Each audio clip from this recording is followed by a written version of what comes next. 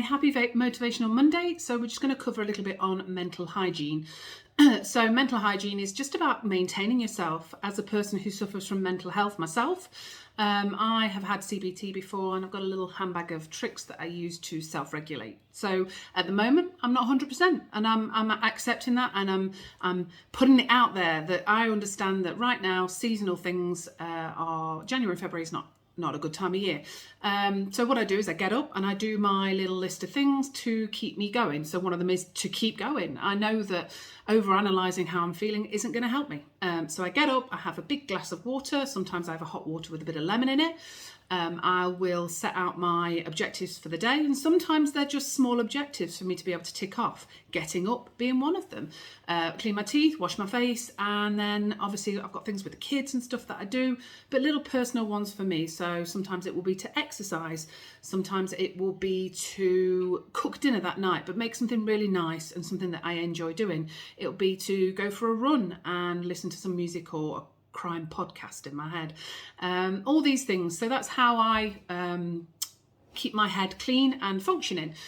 And from having CBT, I understand that there's a cycle of reinforcement that we go through. So we think a certain thing, we believe a certain thing, and we act a certain way, and then we keep reinforcing it. So as we continue to behave that way, we are reinforcing poor behaviour that isn't necessarily helping us. And that's not about everything, but it's little things that we can change. So if something's triggering you, sometimes it can be about breaking that down and understanding, is what you believe actually accurate, or is it something that's been reinforced because of the environment around you or your intrinsic support that you've been putting on yourself?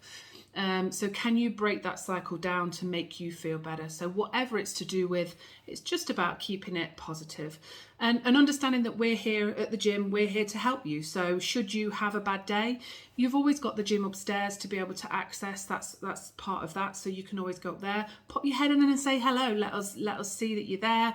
That's great to get that recognition, and we'll be like, yeah, well done.